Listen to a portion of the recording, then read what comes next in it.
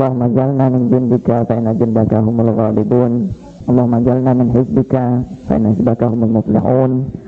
Allahumma jalna min awliyaika fa inna awliyaika la khaufun alaihim wa la hum yahzanun. Hari ini kita berbicara tentang satu hal yang penting yang ikut mempengaruhi pandangan tentang takdir juga, yaitu tentang keadilan ilahi.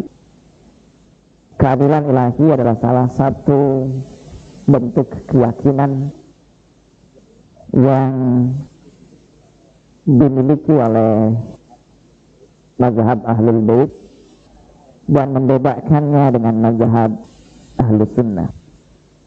Saya ingin memulai ini dengan beberapa permasalahan. Ada seorang bertanya kepada salah seorang imam. Pertanyaannya itu adalah, apakah Allah Subhanahu wa ta'ala bisa memasukkan bumi yang besar ini ke dalam telur ayam yang kecil? Misal, itu satu bentuk pertanyaan, sebenarnya sebuah pertanyaan teologis yang berkaitan dengan pembahasan kita saat ini. Innallaha ala kulli syai'in qadir. Sungguhnya Allah Subhanahu wa ta'ala memiliki kekuasaan atas segala sesuatu. Artinya, apapun dapat dilakukan oleh Allah Subhanahu wa ta'ala karena Dia Maha Kuasa. Nah, jadi sekarang apa makna keadilan ilahi di situ? Makna keadilan ilahi, apapun yang dilakukan oleh Allah Subhanahu wa ta'ala adalah keadilan. Apapun, misalnya kalau Allah ingin memasukkan Nabi Muhammad ke dalam neraka, itu sebuah keadilan, hak prerogatif Tuhan, karena Dia Maha Kuasa. Misalnya pandangan yang lain begini, ayat yang lain yang digunakan untuk dalil ini, itu pada surah Hud ayat 20. Makanu yastati'una sam'a wa makanu yubsirun. Tidaklah mereka memiliki kemampuan untuk mendengar dan juga untuk melihat. Bahwa segala bentuk dilakukan oleh manusia pada intinya itu berasal dari Allah Subhanahu wa ta'ala, dan Allah memperlakukan itu berdasarkan kehendaknya. Makanu yastati'una sam'a wa makanu yubsirun. Ayat ini artinya tidaklah mereka dapat mendengar dan juga dapat melihat kecuali dengan kehendak Allah, yaitu bahwa segala sesuatu yang dilakukan oleh manusia itu berdasarkan keinginan Allah, dan apapun keinginan Allah adalah sesuai dengan keadilannya. Itu satu. Kemudian lagi bahwa manusia tidak berhak menilai Allah, karena penilaian itu hanya hak Allah kepada manusia. Kalau manusia menyatakan misalnya Allah memasukkan Rasulullah ke neraka, berhak prerogatif Allah. Jadi kalaupun Allah suatu saat memasukkan Nabi Muhammad ke dalam neraka, itu hak Allah sepenuhnya. Kita tidak berhak menilai itu. Bukan sudah sepakat dari manusia tidak boleh menilai Allah. Yang berhak menilai itu hanya Allah kepada kita. Tapi ini sepakat juga dengan pandangan ini ya, bahwa itu hak prerogatif Allah sepenuhnya. Nah, jadi apapun yang keluar dari Allah Subhanahu wa ta'ala, kita harus bersikap husnuzan kepada Allah, yaitu bahwa Allah adil. Itulah makna keadilan. Walaupun itu bertentangan dengan akal manusia. Ternyata pandangan ini keliru. Pandangan ini keliru. Ada pandangan yang lain di balik, di hadapan itu. Nah, pandangan ini berasal dari Asy'ari. Asy'ari itu adalah akidah Ahlus Sunnah. Asy'ari Abul Hasan Al-Asy'ari, Ahlus Sunnah. Nah, ini satu pandangan di dalam melihat perilaku Tuhan dalam kehidupan kita. Nah, di hadapan ini, walaupun dia menyatakan Allah itu adil, tapi pandangan ini tidak disebut sebagai pandangan yang didasarkan pada keadilan ilahi, tapi didasarkan kepada kemahakuasaan ilahi. Jadi pandangan itu adalah pandangan kemahakuasaan ilahi, bukan keadilan ilahi. Nah, di hadapan itu sebenarnya ada satu pandangan yang didasarkan pada keadilan ilahi, yaitu di hadapan itu ada yang disebut dengan pandangan keadilan ilahi. Pandangan itu didasari pada prinsip kemahakuasaan Allah, kemahakuasaan ilahi. Allah maha kuasa terhadap segala sesuatu. Nah, di hadapan pandangan itu ada pandangan yang disebut dengan didasari pada prinsip keadilan ilahi. Walaupun dia mengatakan tuh adil juga, tapi dia tidak berdasarkan itu. Keadilan ilahi itu begini. Kalau pandangan ini bahwa akal manusia tentunya, Bu. Akal dapat menilai baik dan buruk. Misalnya begini, kalau kita melihat ada orang yang menzalimi orang lain, kita lewat tanpa mendasari kepada agama sekalipun. Misalnya begini, ada pengemis yang cari jalan, dan mungkin karena orang yang bawa mobil itu jengkel, diketuk misalnya kacanya, orang itu kemudian menempeleng anak itu, pengemis itu. Kita yang melihat langsung menilai perbuatan itu sebagai perbuatan zalim. Apakah zalim yang kita nilai itu berdasarkan tuntunan agama atau akal kita? Dua-duanya. Jadi sekarang kalau ada orang ateis misalnya melihat ada orang memperlakukan orang lain dengan buruk, orang ateis tidak beragama, Bu. Dia akan menilai apa, Bu? Akal. Tergantung siapa yang menilai. Dengan agamanya, dengan agama dan akal. Ya, sekarang gini aja contoh. Pencurian di negeri manapun, baik orang itu mengenal agama atau tidak mengenal agama, bahwa itu sebuah perbuatan buruk. Berarti yang menilai di situ, ya masyarakat itu adalah akalnya gitu. Apakah dia beragama atau tidak beragama, berarti yang dapat menilai akal. Okelah untuk orang yang beragama ditambah dengan agama, oke, tidak ada masalah. Tapi yang jelas bahwa akal itu bisa melakukan penilaian.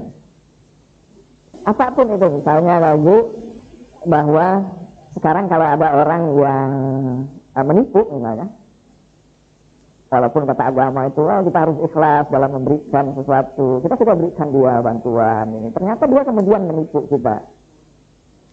kita akan dengan segera mengatakan itu dia melakukan sebuah perbuatan buruk kepada kita gitu. Walaupun kita dituntut ikhlas, tapi di situ tetap saja bahwa kita akan menilai orang itu buruk. Jadi yang menilai di situ adalah akal kita. Nah, pertama bahwa akal itu dapat menilai baik dan buruk. Jadi kita sepakat sudah dengan konteks ini, dengan posisi ini. Sekarang ketika kita melihat perbuatan Allah yang memasukkan, contoh yang paling ekstrim aja nih, ke dalam neraka. Apa penilaian akal kita? Buruk, tidak mungkin, keterlaluan. Ada ini lagi mungkin, masa sih Tuhan melakukan gitu? Tapi kesan kita masa sih? Oke lah, sekarang kita menilai itu perbuatan buruk. Sama lah ini, 1, 2, 3 ini sama.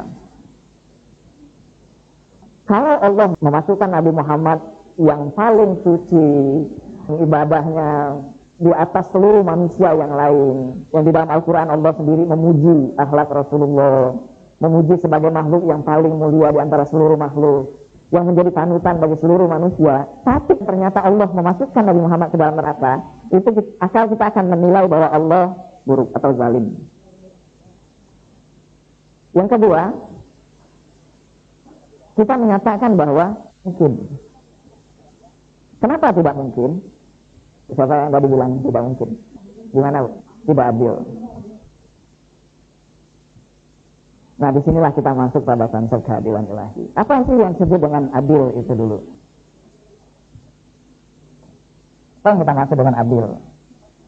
Satu, menempatkan sesuatu pada tempatnya. Kedua, apa lagi, Bu? Seimbang. Seimbang atau sama. Ketiga, Ketiga itu memberikan. Kita akan menyatakan adil itu seperti ini. Pertama, menempatkan sesuatu pada tempatnya. Kedua, maknanya seimbang atau sama. Ketiga, memberikan sesuatu kepada yang berhak. Makna yang kedua itu sebenarnya kembali ke makna bahasa, Bu. Sementara makna yang pertama dan yang ketiga itu makna istilah. Adl itu asal katanya dari adalah, ain bal alif. Itu sama dengan maknanya juga dengan mizan, timbangan itu. Semuanya berarti awalnya itu sama atau seimbang. Jadi apa? Bahwa kalau seseorang melakukan perbuatan yang bertentangan dengan ini, perbuatan yang bertentangan dengan ini kita sebut dengan zalim. Zulum atau zalim. Kalau dia satu tidak menempatkan sesuatu pada tempatnya. Yang kedua, tidak memberikan apapun sekarang tindakan yang masuk ke dalam dua kategori ini disebut dengan zalim. Yaitu pertama, tidak menempatkan sesuatu pada tempatnya. Apapun lah, misalnya contoh sederhana misalnya, kalau buku ini yang berisikan ayat-ayat Al-Quran yang mulia kita taruh di tempat yang rendah misalnya, tempat yang kotor, kita zalim. Kenapa? Karena tempatnya harus berada pada tempat yang mulia. Atau misalnya kita memberikan sesuatu, tidak memberikan sesuatu pada yang berhak menerimanya. Jadi misalnya kalau kita memberikan, sekarang ini banyak contoh yang terjadi di negeri kita misalnya, bahwa ada uang yang harusnya diberikan kepada kaum mustad'afin misalnya, tapi itu digunakan untuk kepentingan dia sendiri. Itu masuk dalam kategori zalim. Apapun tindakan itu yang dilakukan itu. Nah sekarang kalau misalnya Allah Subhanahu wa ta'ala melakukan dua hal ini, akal akan mengatakan bahwa Allah itu zalim. Apakah akal berhak menilai Allah Subhanahu wa ta'ala? Ataukah sebenarnya itu bukan sebuah penilaian akal oleh Allah, tapi Allah sudah menciptakan sebuah sistem yang didasarkan pada keadilan. Keadilan dalam konteks ini, Bu, yang didasarkan pada keadilan, sehingga akal mengatakan bahwa itu tidak mungkin dilakukan Allah.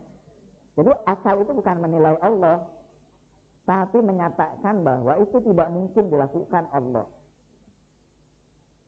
Bukan Allah tidak maha kuasa. Allah maha kuasa, jelas Allah maha kuasa. Tapi Allah sudah mendasari sistem yang dia ciptakan itu berdasarkan keadilannya. Jadi kalau Allah melakukan perbuatan sesuatu yang bertentangan dengan sistem itu tidak mungkin.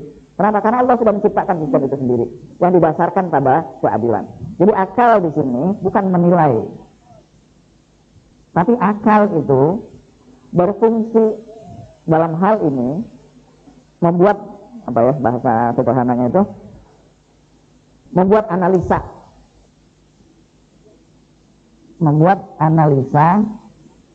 terhadap perbuatan yang tidak mungkin dilakukan Allah. Akal bukan menilai, tapi membuat analisa terhadap perbuatan yang tidak mungkin dilakukan oleh Allah Subhanahu wa ta'ala, yang bertentangan dengan prinsip yang ditetapkan Allah Subhanahu wa ta'ala, yaitu prinsip keadilan. Salah satu nama Tuhan Al-Adil, yang maha adil. Sekarang misalnya begini, kita saja kepada anak kita yang mungkin masih berusia di bawah 10 tahun, kita berikan dia kewajiban untuk mencari uang sendiri untuk membiayai kehidupannya sendiri. Zalim, Pak. Kenapa kita sebut zalim? Karena kita tidak menempatkan sesuatu pada tempatnya atau tidak memberikan sesuatu yang sesuai dengan haknya. Jadi kita memberikan sebuah tugas kepada seseorang yang di luar batas kemampuannya. Allah Subhanahu wa ta'ala juga tidak akan mungkin memberikan sebuah kewajiban kepada kita yang tidak sesuai dengan kemampuan kita. Nah, dalam hal ini ada beberapa pembagian yang dilakukan orang terhadap keadilan ilahi itu. Paling tidak Allah Subhanahu wa taala menetapkan 3 bagian penting dalam keadilan itu. Ada 3 bentuk keadilan Allah itu. Satu dalam taklif, ya. Yang kedua dalam hukum, dan yang ketiga dalam pelaksanaan balasan. Adil dalam taklif itu adalah tugas atau kewajiban, yaitu bahwa Allah Subhanahu wa taala memberikan kewajiban apapun bentuknya sesuai dengan kemampuan manusia. Karena itu misalnya contoh sederhana dalam permasalahan haji, tidak semua orang diwajibkan Allah untuk menunaikan ibadah haji, kecuali mereka yang mampu. Orang yang tidak mampu tidak diwajibkan Allah. Karena apa? Karena kalau semua orang diwajibkan untuk menunaikan ibadah haji, walaupun dia tidak mampu misalnya, kalaupun dia tidak mampu, kacaulah kehidupannya. Karena apa? Karena kalau dia kena kewajiban seperti itu dan dia tidak melakukannya, maka dia akan kena hukuman atau dosa, akan melakukan pelanggaran dosa, kewajiban yang tidak dilakukan. Kasihanlah orang-orang yang miskin atau yang tidak dapat kuota seperti kemarin. Itu mereka akan masuk ke dalam neraka karena melakukan dosa pelanggaran, tidak menunaikan ibadah haji. Kalau haji itu diberikan Tuhan sebagai sebuah kewajiban bagi seluruh orang, tapi Allah tahu bahwa tidak semua orang dapat melakukan haji itu. Karena itu Allah mewajibkan hanya kepada orang yang mampu saja. Ada banyak contoh, bahkan ulama-ulama kita misalnya banyak yang tidak menunaikan ibadah haji karena tidak mampu. Seperti misalnya contoh Imam Khomeini, selama hidupnya tidak pernah menunaikan ibadah haji karena dia tidak mampu. Bayangkan, belum pernah haji. Ada orang yang pernah datang kepada Imam Khomeini, saya ingin memberikan ini kepada antum untuk menunaikan ibadah haji. Kata Imam Khomeini, adakah anggota keluargamu yang belum menunaikan ibadah haji? Masih katanya, ini ada ibu mertuanya. Berikanlah itu kepada ibu mertua. Itu bayangkan. Karena dia merasa tidak mampu. Kalau dia tidak mampu, dia tidak punya kewajiban di situ. Ada banyak orang, walaupun sebenarnya tidak wajib, kadang ada banyak orang juga yang mengumpulkan uang untuk menunaikan ibadah haji karena kecintaan, gitu kan. Karena keinginan untuk dekat dengan Allah Subhanahu wa taala. Ada banyak juga. Ada banyak juga orang yang menunaikan ibadah haji dengan uang orang lain, gitu. Atau uang yang dia peroleh dari hasil korupsi sebagai upaya untuk penyucian dirinya. Ada banyak itu, Bu. Ada contoh-contoh banyak. Saya pernah untuk haji yang pertama itu ada orang pejabat lah di sebuah provinsi di negeri kita ini. Dia bilang sama saya ingin tobat atas dosa saya yang lalu. Tapi saya belum ingin berhenti korupsi. Bilang begitu. Dan itu doa yang dia lantunkan di Ka'bah. Saya bilang, ya Allah, ya orang. Itu keadilan Allah pada taklif, pada kewajiban. Ada banyak juga, seperti contoh yang lain. Karena itu misalnya seperti kata Rasulullah, kalaulah aku tidak melihat kemampuan umatku, maka aku sudah mewajibkan salat lail kepada mereka. Coba kalau salat lail itu diwajibkan kepada kita, itu balas dendamnya itu luar biasa. Kita tuh kadang rajin juga salat lail misalnya, walaupun itu sangat dianjurkan. Saking semangatnya kadang-kadang kita balas dendamnya paginya gitu. Salat subuh, wah sampai jam 12. Itu kalau diwajibkan itu, gimana Bu, bayangkan. Ada banyak lagi misalnya. Itu salah satu bentuk keadilan Allah Subhanahu wa taala dalam taklifnya. Asal kita menilai itu. Walaupun Allah tidak mengatakan bahwa sesuai ini, walaupun Allah mengatakan la yukallifullahu nafsan illa wus'aha. Tidaklah aku mau memberikan ini sesuai dengan kemampuan daripada seseorang itu, daripada hamba-hambaku itu. Nah, itu satu bentuk keadilan Allah dalam taklifnya. Kemudian keadilan yang lain yang diberikan Allah Subhanahu wa taala yang berkaitan dengan hukum, yaitu bahwa Allah Subhanahu wa taala menetapkan satu hukum kepada seseorang atau kepada manusia itu sesuai dengan keadilannya. Contoh yang lain yang paling jelas itu hukum qisas. Qisas itu yaitu bahwa kalau orang itu ada anggota keluarganya yang dibunuh, maka dia bisa menuntut qisas, yaitu menuntut bahwa orang yang melakukan pembunuhan terhadap keluarganya itu dihukum bunuh juga. Itu disebut dengan hukum qisas. Itu berdasarkan prinsip keadilan.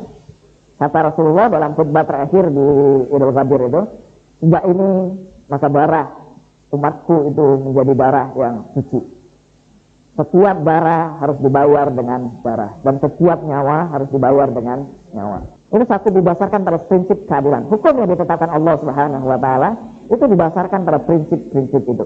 Satu, tentu membunuh dalam konteks yang sudah sangat ini, artinya memang membunuh bukan berdasarkan karena membela diri. Misalnya ada perempuan yang diganggu, kemudian dia membunuh orang itu nggak kena apa-apa. Tapi didasarkan pada memang orang itu misalnya membunuh dengan karena kekejaman dirinya. Ada satu contoh, saya pernah di Iran itu melihat orang dihukum gantung. Wah, saya itu hampir pingsan juga lihat itu di tengah masyarakat, dan itu betul-betul jadi shock terapi bagi masyarakat itu. Betul, saya yang lihatnya saja itu membayangkan kalau diri saya yang seperti itu, waduh, udah hampir pingsan aja bu, itu badak bisa berdiri saya lihatnya itu. Pakai mobil yang ada ini biasanya pembaras itu ya, tapi ininya diganti dengan tali. Orangnya digantung, ada 2 orang pada saat itu ditarik. Yang narik itu anggota keluarga yang dibunuh. Jadi itu tergantung-gantung gitu. Itu satu hukum qisas. Kenapa hukum itu diberlakukan oleh Allah Subhanahu wa taala ditetapkan? Karena berdasarkan pada prinsip keadilan. Coba ibu bayangkan betapa menderitanya orang yang dibunuh itu dan anggota keluarga yang ditinggalkannya. Dia kebetulan merampok di sebuah toko emas, orang yang itu. Kebetulan ada orang yang lewat sana dan berusaha untuk menolong orang yang dirampok itu. Tapi dia kemudian menembak orang itu, meninggal dunia. Ibu bayangkan orang itu misalnya punya tanggung jawab anak, punya tanggung jawab istri, dibunuh dengan tanpa itu seperti itu, maka hukuman yang pantas untuk orang itu adalah mati juga. Sebab itu sebuah pelajaran bagi masyarakat yang melihat ya bu. Enggak bu. Hukum potong jari itu, kalau di ahli bait makanya bukan potong tangan, potong jari. Itu dilakukan hanya satu, jika kondisi ekonominya sudah baik dan makmur. Kedua, dia mencuri bukan alasan-alasan karena kebutuhan. Ketiga, pada saat proses pencurian, uang atau harta itu tidak disimpan dengan sedemikian rapi. Bukan tercecer begitu saja sih, tapi sedemikian rapi, misalnya di dalam lemari, tapi dia dibongkar. Nah itu menyebabkan dia dipotong jarinya. Tapi selagi misalnya bahwa ekonomi dia memang orang berkekurangan, dia punya kebutuhan, misalnya paling dihukum biasa aja, bukan hukum itu. Nah itu didasarkan pada ini. Walaupun katanya yang terbaik di situ memaafkan orang itu. Kalau mungkin dimaafkan itu justru menyebabkan dua ini lebih baik. Tapi kalau orang itu justru dibiarkan saja menambah lebih buruk, maka hukuman qisas itu yang paling tepat. Kalau itu diberlakukan di negeri kita, wah, aman. Jadi orang-orang yang di sekitar saya pada saat itu ketika saya melihat peristiwa itu, mereka berkata hadza akibatul umur. Orang-orang itu berkata mengutip ayat Al-Quran, inilah akibat dari perbuatannya. Pada saat itu kita mengajak sih, kalau kita memperlakukan seperti itu, akan diperlakukan seperti itu. Nah itu satu hukum surat. Kemudian keadilan Allah Subhanahu wa taala itu pelaksanaan balasan, yaitu dengan balasan hukuman pada seorang hamba yang hukuman pada hambanya, yaitu bahwa Allah Subhanahu wa taala akan melaksanakan balasan yang setimpal kepada perbuatan hambanya. Apakah hamba itu adalah hamba yang baik, dia akan dimasukkan ke dalam surga, ataukah hamba yang buruk, dia akan dimasukkan ke dalam neraka. Itu balasan hukuman pada hambanya. Walaupun pelaksanaan balasan hukuman ini itu lebih banyak pada, nanti kita bicarakan pada bagian yang tentang syafaat, lebih banyak pada sisi kelembutan Tuhan. Jadi kalau Tuhan kata Allah Subhanahu wa taala, tidaklah aku menghukum hambaku lebih dari 1 kali. Kalau dia sudah aku hukum di dunia ini, tidak akan pernah aku hukum lagi di akhirat kelak. Kalau dia menerima itu dengan jalan taubat dia kan, selesai udah, tidak ada masalah. Itu satu bentuk hukuman Allah. Sama seperti kita misalnya dapat musibah segala macam itu, mungkin itu bagian dari hukuman kita. itu sudah kita terbebaskan dari banyak hal. Itu satu bentuk ini. Tapi tetap itu berdasarkan keadilan. Jadi tetap segala perbuatan itu mendapatkan balasan. Apapun itu. Kecuali misalnya, kalau kita melakukan perbuatan itu langsung kemudian kita bertaubat. Itu bisa menghapuskan akibatnya tentu. Tetapi yang jelas bahwa prinsipnya, segala perbuatan itu akan mendapatkan hukuman yang setimpal. Tapi ini berkaitan dengan keadilan dalam tasri, dalam syariat. Keadilan dalam arti kauniyah atau semesta, Allah menerapkan sistem di dalam alam semesta itu berdasarkan prinsip keadilan.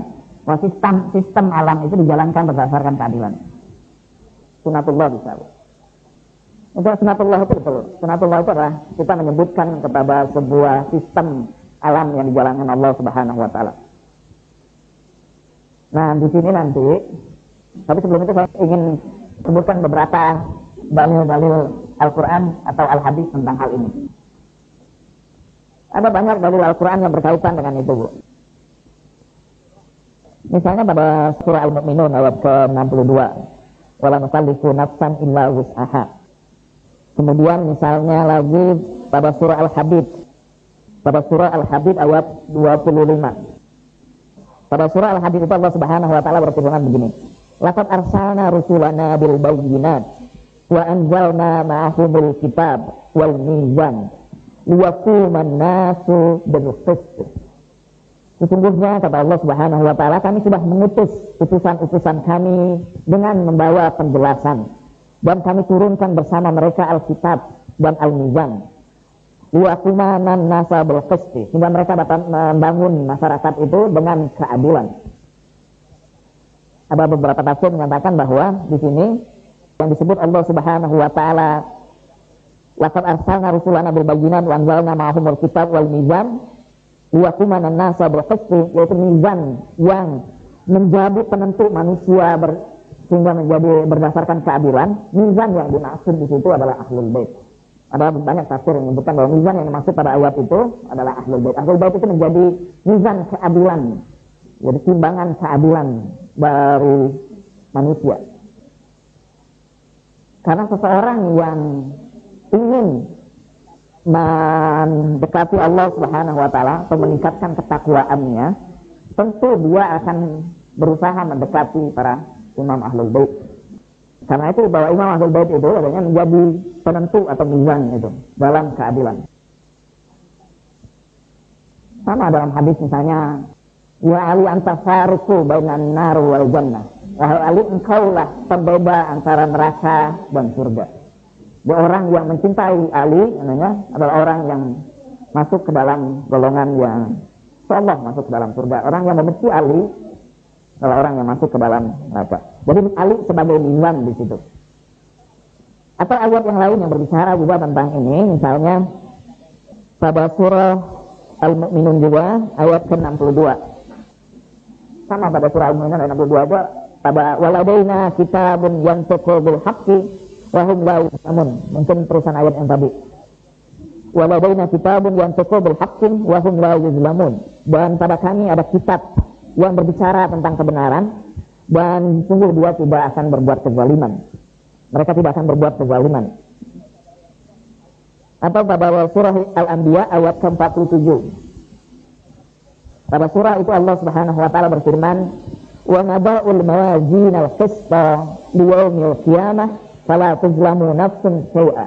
Kata Allah, dan kami menempatkan timbangan-timbangan berdasarkan keadilan pada hari kiamat, dan tidaklah seseorang mendapatkan kezaliman di situ. Wa nada'ul mawazin al-qista liyaumil qiyamah fala tuzlamu nafsun syai'a. Kata Allah, dan kami tempatkan timbangan-timbangan yang tidak ada seorang pun yang mendapatkan kezaliman, timbangan-timbangan yang berdasarkan keadilan, dan tidak seorang pun mendapatkan kezaliman di situ. Nah, dalam tafsir mawazin, kenapa Allah menggunakan jamak, bentuk jamak dari mizan, timbangan, disebutkan mawazin, kata ulama akhlak, karena setiap perilaku kita, setiap hal dari perilaku kita itu punya timbangan sendiri-sendiri. Misalnya timbangan kedermawanan kita, Allah punya timbangan sendiri di situ. Timbangan kasih sayang kita, Allah punya timbangan sendiri di situ. Dan setiap orang punya timbangan yang berbeda-beda. Karena orang itu diukur berdasarkan kemampuan dirinya sendiri. Semua orang punya kemampuan yang tentu berbeda-beda lah. Dari segi harta, dari segi ilmu misalnya. Jadi seorang ulama tentu tidak akan diukur dengan ukuran yang sama dengan orang yang biasa. Gitu. Pasti dia punya ukuran sendiri. Ada banyak lagi ayat-ayat yang lain. Misalnya yang berbicara tentang keadilan Allah Subhanahu wa Ta'ala. Ada orang bertanya kepada Imam Ali bin Abi Thalib tentang tauhid wal adl. Dia bertanya, ya Ali, ma tauhid wal adl?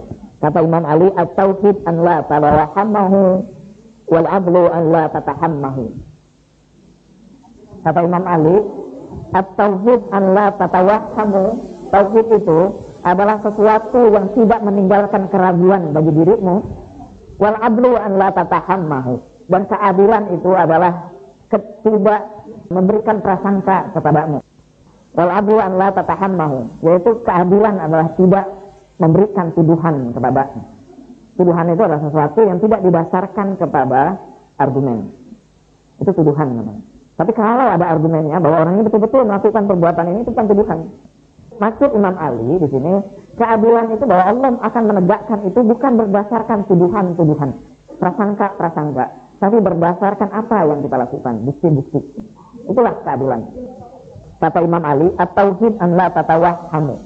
Tauhid itu adalah sesuatu yang tidak meninggalkan keraguan pada dirinya. Yakin maksudnya. Tauhid itu adalah keyakinan. Bahwa kita tidak ragu lagi, ini betul-betul ini. Wal adlu an la tatahammahu. Dan keadilan itu tidak didasarkan kepada tuduhan-tuduhan kepadanya. Ada banyak lagi hadis-hadis lain dari Rasulullah maupun ini tentang keadilan Allah Subhanahu wa Ta'ala.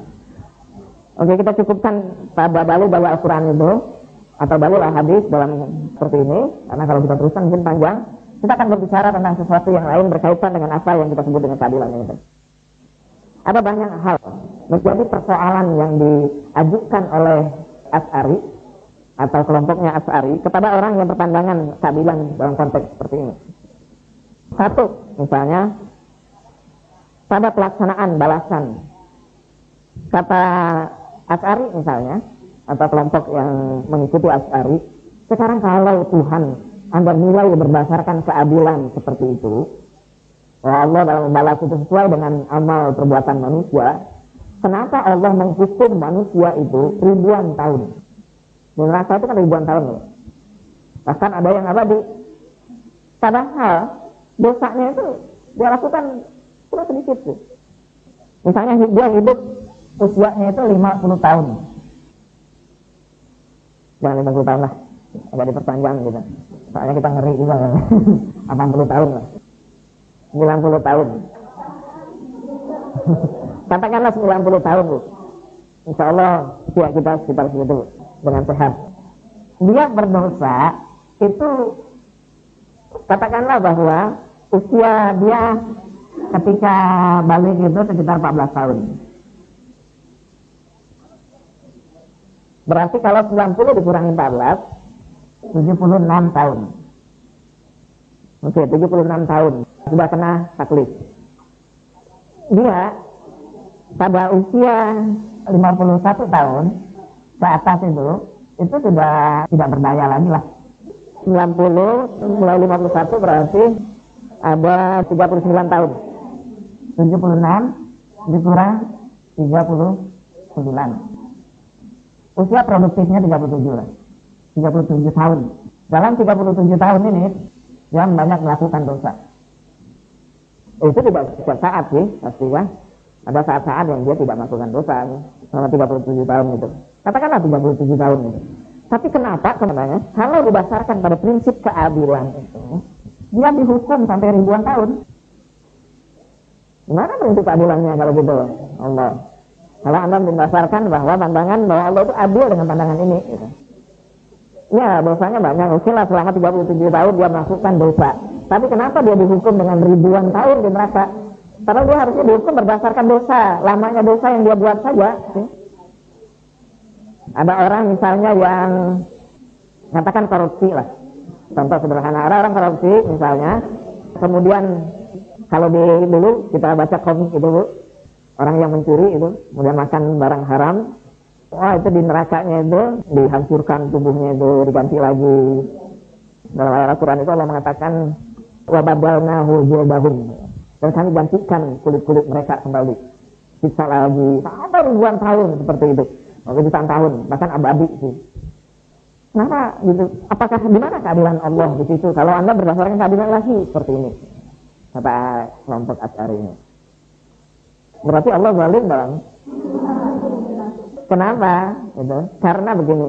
Oke, dia melakukan 37 tahun itu dalam dosa, tapi efek dosa yang terjadi itu efeknya sangat banyak. Implikasi dosa yang dia lakukan, satu dosa saja yang dia lakukan itu punya implikasi yang luar biasa. Satu, kepada dirinya sendiri.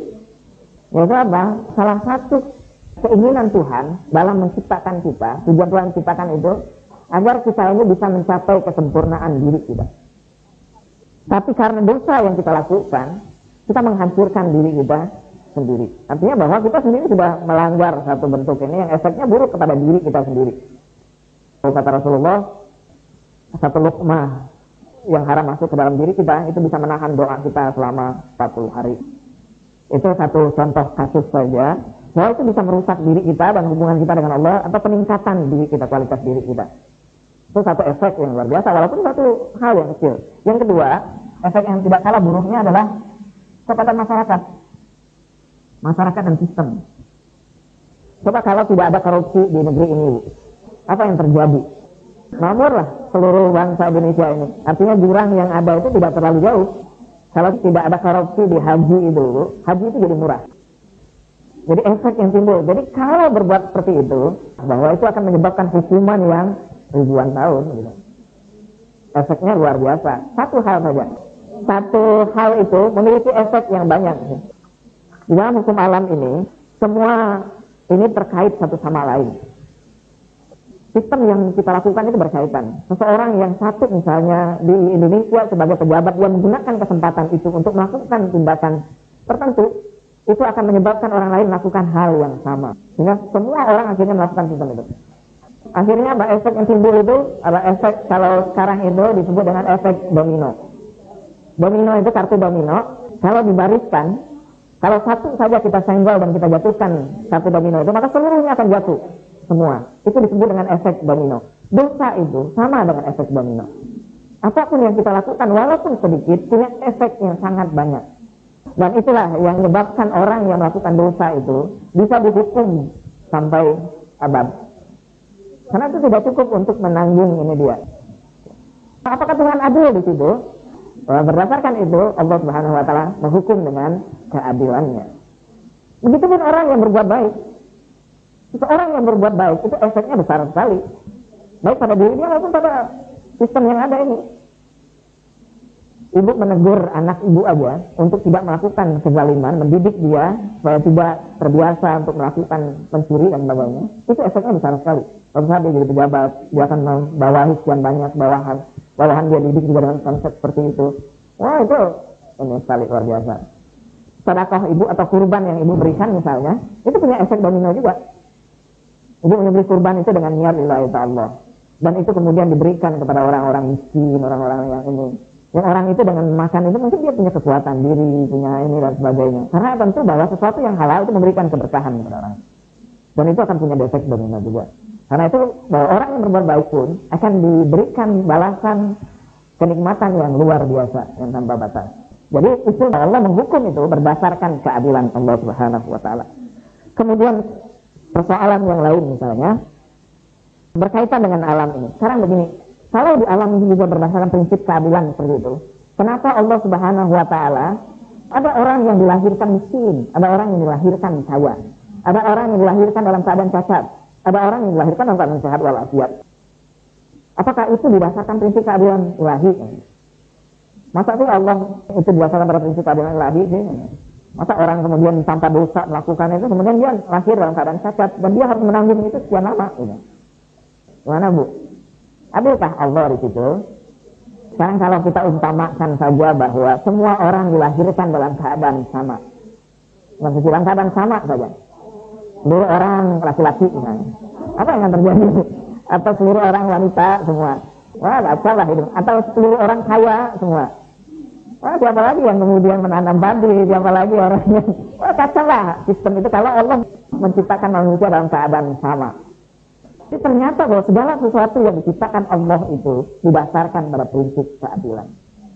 Termasuk misalnya kejadian alam dan segala macamnya, gempa bumi, letusan gunung, itu adalah satu bentuk keadilan Allah Subhanahu wa taala. Tanah longsor. Karena dengan itu bahwa Allah menciptakan sistem alam dengan konsep seperti itu, dengan berdasarkan pada prinsip keadilannya, sehingga alam ini bisa terus berkembang terus menerus. Kalau manusia tidak ada kematian, apa yang terjadi? Dari Adam sampai sekarang, Bu, mungkin kita berdiri aja udah makanan lah, makan aja mungkin harus saling membunuh, saling makan akhirnya. Karena sudah penuh manusia. Dan semua itu didasarkan prinsip keadilan Allah Subhanahu wa taala, keadilan ilahi. Dan orang yang tidak berdasarkan sistem itu akan menyebabkan alam semesta ini, seluruh kejadian itu, dan juga kewajiban-kewajiban yang dibebankan Allah kepada dirinya, kalau tidak didasarkan pada prinsip keadilan ilahi, maka orang itu pada hakikatnya menuduh Allah Subhanahu wa taala sebagai zat yang zalim. Dan Allah Subhanahu wa taala, naudzubillah nastaghfirullah min dzalik, bahwa Allah Subhanahu wa taala selamanya tetap adil. Termasuk misalnya Allah tidak mungkin memasukkan bumi ini ke dalam telur yang kecil karena itu bertentangan dengan keadilannya. Wassalamualaikum. Silakan Bu kalau ada pertanyaan. Berdasarkan pandangan yang pertama, Bu, pandangan Asy'ari itu dianggap sebagai keadilan Allah. Gitu. Dalam pandangan dia yang dimaksud dengan keadilan Allah itu segala tindakan Allah apapun itu baik ataupun buruk. Tapi dalam pandangan kita itu tidak adil. Allah tidak akan memasukkan Nabi Muhammad ke dalam nerakanya karena perbuatan itu bertentangan dengan prinsip keadilannya. Jadi bahwa Allah tetap akan melakukan keadilan, yaitu bahwa Allah akan memasukkan Nabi Muhammad ke dalam surga. Dan kita sebagai manusia boleh menilai Allah Subhanahu wa taala karena dengan pandangan bahwa menilai bukan berarti menghakimi Allah, gitu. Menilai dalam arti menganalisa apa yang dilakukan oleh Allah sebagai sebuah sistem yang sudah didasarkan pada keadilannya. Bahwa Allah sendiri sudah menciptakan sistem itu, sistem yang didasarkan pada keadilannya. Kalau kita melihat bahwa perbuatan ini tidak mungkin dilakukan Allah, bukan berarti bahwa kita itu menilai bahwa Allah tidak mampu melakukan itu, tidak mungkin, karena itu bertentangan dengan prinsip keadilannya. Jadi Rasulullah dalam pandangan keadilan mazhab Ahlul Bait tetap akan dimasukkan Allah ke dalam surga. Kalau Rasulullah sudah masuk dalam neraka, siapa lagi yang masuk ke dalam? Itu pandangan Asy'ari, ya enggak. Mereka mendasari pandangannya kepada Jabariyah. Segala sesuatu sudah ditentukan Allah Subhanahu wa taala. Allah lah yang maha kuasa atas segala sesuatu. Di situ tidak ada peranan akal tidak dapat menganalisa. Pada prinsip dasar seperti itulah yang melahirkan pandangan. Allah akan melakukan perbuatan sesuai dengan kehendaknya sendiri. Tidak didasarkan pada prinsip apapun. Jadi pandangannya didasarkan pada prinsip itu. Nah sebenarnya gini, akidah itu sebenarnya poin utamanya semua sama. Bahwa yang dimaksud dengan akidah, pembahasan akidah itu terdiri dari 3 hal penting. 1, ketuhanan, yang dimaksud dengan tauhid. Yang kedua, kenabian, dan yang ketiga, kebangkitan. 3 prinsip ini, ketuhanan atau tauhid, adalah prinsip yang dimaksud dengan usuluddin, yaitu membedakan satu agama dengan agama yang lain. Jadi kalau orang punya 3 prinsip ini, dia berbeda dari agama Hindu, agama Buddha, agama Kristen. Jadi dalam Kristen misalnya dia dalam tauhidnya, dia dalam ketuhanannya, dia percaya pada Trinitas. Nah, di bawah ini ada lagi persoalan-persoalan ini. Ketuhanan ini seperti tauhid, kemudian sifat di sini. Kemudian lagi persoalan tentang takdir, qadar dan qadar. Ya masing-masing di sini punya pandangan yang berbeda. Kenabian juga ada lagi. Kenabian misalnya kemaksuman. Ada yang mengatakan misalnya Rasulullah tidak maksum. Kemudian lagi kenabian juga tentang mukjizat. Kemudian tentang imamah dan khilafah dan sebagainya. Kebangkitan juga misalnya berkaitan dengan kiamat, dengan syafaat, dengan tanasuh. Nah, ini usuluddin. Ada usul mazhab. Usul mazhab adalah yang membedakan mazhab satu dengan mazhab yang lain. Salah satu bentuk usul mazhab itu adalah dalam artinya imamah dan keadilan ilahi. Jadi kalau orang punya pandangan dua prinsip ini, dia masuk dalam kategori mazhab Ahlul Bait. Tapi kalau dia punya prinsip tentang khalifah, khilafah, Rasulullah, dan tentang kemahakuasaan Allah, itu masuk dalam kategori Ahlus Sunnah. Oke Bu, silakan. Pertama, apapun yang terjadi di dunia ini itu didasarkan pada keadilan Allah, keadilan ilahi, termasuk orang yang cacat. Bukan Allah tidak adil kemudian dia lahir cacat itu, tapi di situ ada hukum Allah yang berlaku, yaitu hukum sebab akibat. Karena pengaruh-pengaruh tertentu akibatnya muncul seperti itu adil. Misalnya karena sang ibu ketika mengandung, misalnya dia mengkonsumsi berat, obat-obatan, misalnya obat-obatan yang keras dan sebagainya, anaknya lahir cacat. Itu berlaku hukum sebab akibat. Bahwa di situ berlaku hukum sebab akibat, dan sebab akibat itu berdasarkan keadilan Allah. Kalau di luar dari sebab akibat, itu tidak berdasarkan keadilan ilahi, kecuali pada hal tertentu aja seperti mukjizat gitu kan. Itu di luar proses sebab akibat. Yang langsung menyebabkannya itu zat tertentu. Jadi walaupun orang itu lahir cacat sekalipun, nah itu tetap berdasarkan prinsip keadilan Allah Subhanahu wa taala. Yang kedua, bahwa tentu taklif yang dibebankan Allah kepada dia itu lebih ringan daripada orang lain karena dia kecacatannya itu. Dan Allah pasti akan menganugerahkan kemuliaan yang lain milik orang itu. Ada film Iran yang sangat menyentuh. Film itu judulnya Range Kudo, warna Tuhan. Bercerita tentang seorang anak yang lahir dalam keadaan buta. Orang tuanya karena merasa terbebani menyerahkan anak itu kepada kakeknya. Kisahnya menjadi sangat luar biasa ini. Bagaimana anak itu kemudian berusaha menampilkan dirinya maksimal mungkin sehingga dia menjadi anak yang lebih dari anak-anak yang lain. Itu salah satu keadilan Allah pada diri kita. Orang yang miskin misalnya, Allah membebankan taklif yang juga sesuai dengan kemampuan ekonomisnya. Di samping itu pasti ada kelebihan yang lain. Paling tidak Allah memberikan kelebihan kesehatan tubuhnya yang lebih kuat. Dan itulah satu lagi saya ingin sampaikan, kita harus memandang segala sesuatu dengan kacamata keadilan itu, berarti kita memandang Allah dengan pandangan husnudzon. Bahwa kita memandang Allah memperlakukan segala sesuatu dengan keadilannya. Dan orang-orang yang memandang seperti itu dalam sebuah hadis, memandang Allah dengan pandangan husnudzon, Allah akan mengampuni dosa. Marilah kita berdoa bersama-sama. A'udzubillahi minasyaitonirrajim. Bismillahirrahmanirrahim. Allahumma rizqna haqqul ma'rifatik wa haqqun nabiyyika wa haqqul hujjatika. Allahumma nataqarrabu ilaika bihaqqi Muhammadin wa ali Muhammad wa nataqarrabu ilaika bi'ilmika alladhi la yantahi. Allahumma rizqna i'tiqadan sahihan kama ya'taqidu Muhammadan wa ali Muhammad birahmatika ya arhamar rahimin. Ya Allah, berikanlah kami kebenaran ma'rifah terhadap-Mu dan ma'rifah kepada Nabi dan keluarganya yang suci. Ya Allah, dekatkanlah diri kami kepada-Mu dengan haknya Muhammad dan keluarganya dan ilmu-Mu yang tiada batasnya. Ya Allah, karuniakanlah kami kebersihan sebagaimana kebersihan etikot sebagaimana etikot yang diyakini oleh Muhammad dan keluarganya dengan rahmat-Mu dan kasih sayang-Mu. Walhamdulillah rabbil alamin. Al-Fatihah.